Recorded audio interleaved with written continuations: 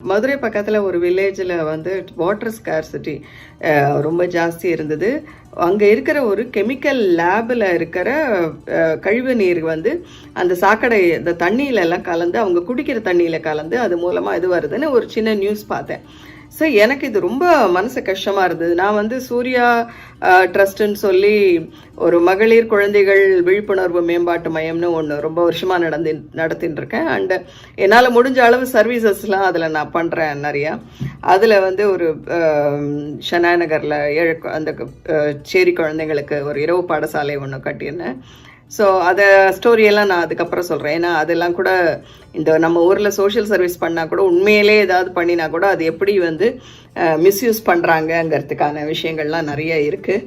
So anyway அதை பற்றின ஒரு விஷயம் எடுக்கலான்னு சொல்லிட்டு போனோம். அந்த ஊரில் வந்து நீங்கள் உங்களை கேமராவே அலோவ் பண்ண மாட்டாங்க.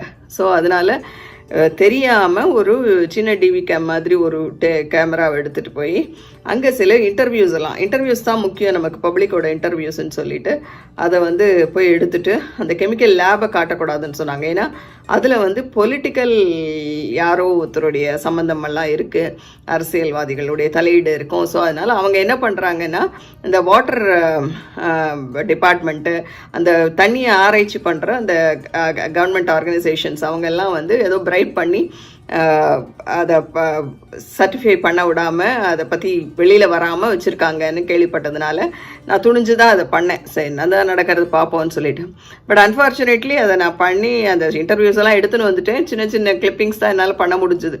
ஏன்னா அதுக்கு மேலே வந்து இந்த இவங்களோடலாம் நம்மளால் போராட முடியல. ஸோ நான் ஃபுல் ஃப்ளெட்ஜாக போய் இறங்கி உள்ளே போய் பண்ணலான்னு பார்த்தா அது யார் அந்த கெமிக்கல் லேப் ஓனர்னு எனக்கு தெரியல. அதுக்கப்புறம் வந்து அவங்க எப்படி பிஹேவ் பண்ணுவாங்கன்னு தெரில. போகாதீங்கிற மாதிரி எனக்கு எல்லாரும் சொல்லிட்டாங்க அங்கே இருக்கிறவங்களாம். இது மதுரைக்கு பக்கத்தில் பொய்கைக்கரைப்பட்டின்னு.